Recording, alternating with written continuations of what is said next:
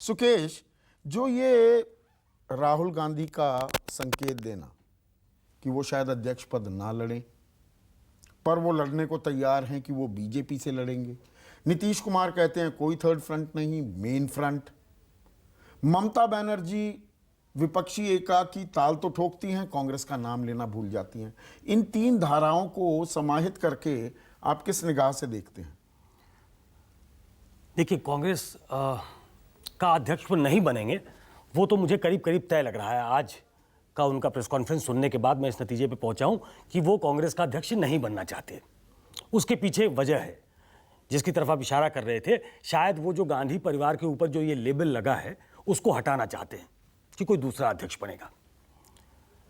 दूसरा, प्रधानमंत्री उन्हें मालूम है 89 के बाद उनके परिवार से कोई प्रधानमंत्री नहीं बना, तो इस धार को वो कुंद करना चाहते हैं जो सीधा सीधा गांधी परिवार पे लगता है।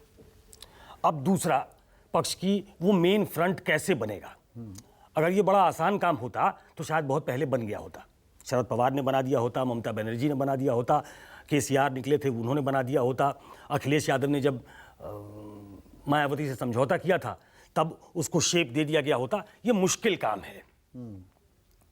लेकिन जो मुश्किल काम क्या इसलिए भी था कि कांग्रेस हमेशा धुरी बनने पर अड़ी थी, पर जैसा पंकज शर्मा कह रहे हैं कांग्रेस इस दफा पीछे भी रहने को तैयार दिख रही है। मैं पिछले 4 दिनों से कह रहा हूं, 4 तारीख को महंगाई के खिलाफ एक रैली थी रामलीला मैदान में, और मैंने उसका टेक अवे माना जब राहुल गांधी ने यह कहा कि हमें विपक्षी दलों के साथ मिलकर नरेंद्र मोदी की सरकार और उनकी विचारधारा को हराना है। तो वो एक ब्रीदिंग स्पेस अपने सहयोगियों के लिए देना चाहते थे। उन्होंने इस तरीके का एक स्पेस क्रिएट किया या क्रिएट करते हुए दिखे ताकि उनके प्रति लोगों का विश्वास बढ़े। राहुल गांधी के साथ ट्रेड करने में लोगों को दिक्कत थी। वो सोनिया गांधी की तरफ देखते थे, राहुल गांधी की तरफ नहीं देखते थे। लेकिन जो बेसिक प्रेमाइस है केसी त्यागी साहब का या बाकी लोगों का, पंकज जी भी कह रहे थे कि क्या करना है, 70-80 सीटें कम कर देनी है। तो चूंकि केसी त्यागी जी की पार्टी बिहार से आती है तो वहीं का उदाहरण देकर बताना चाहता हूं। 2005 में विधानसभा के चुनाव हुए। 2005 का जो पहला चुनाव था वो लालू यादव को हराने के लिए ज्यादा था।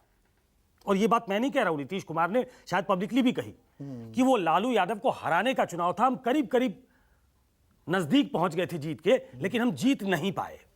हम जीते तब जब असेंबली डिसॉल्व करा दी गई और हम जीत के लिए गए, तब जाकर जीत हुई और उसके बाद वो जीत का सिलसिला जारी है। तो ये बेसिक प्रेमाइस जो है वो फॉल्टी नजर आता है। और कल की बीजेपी और आज की बीजेपी में जमीन आसमान का फर्क है।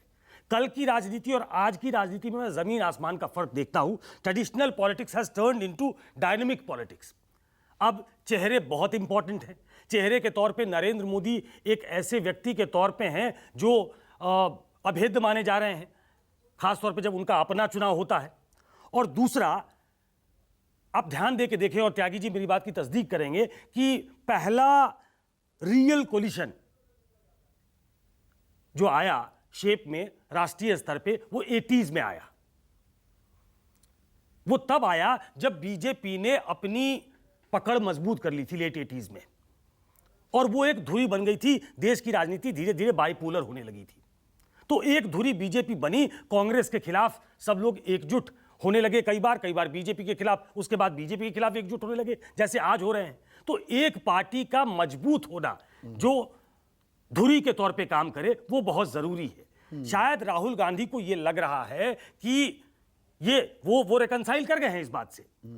और मुझे जो जानकारी है, नीतीश कुमार ने उनको यही बताया है कि मेन फ्रंट बने, एक ही फ्रंट बने, और कोई प्रधानमंत्री का उम्मीदवार ना भी हो, जिसके साथ कन्वीनियंस है उसके साथ अलायंस करें, और बाद में जहां जहां आप रोक सकते हैं बीजेपी को वहां रोकें। मतलब फ्रंट और बाद बनना में जरूरी है, तो कांग्रेस को फ्रंट फुट पे खेलने की जरूरत नहीं है उसके लिए। बिल्कुल, कांग्रेस बैक फुट पर उस फ्रंट को बनाने के लिए तैयार दिख रही है। मुझे लगता है कि 10 साल पहले 272-73 का आंकड़ा छुआ बीजेपी ने। पहली बार ऐसा हुआ कि कोई विपक्षी पार्टी वो मैजिक फिगर के पास पहुंच गई, उसको पार कर गई। बाद में 303 अपने दम पे आ गई।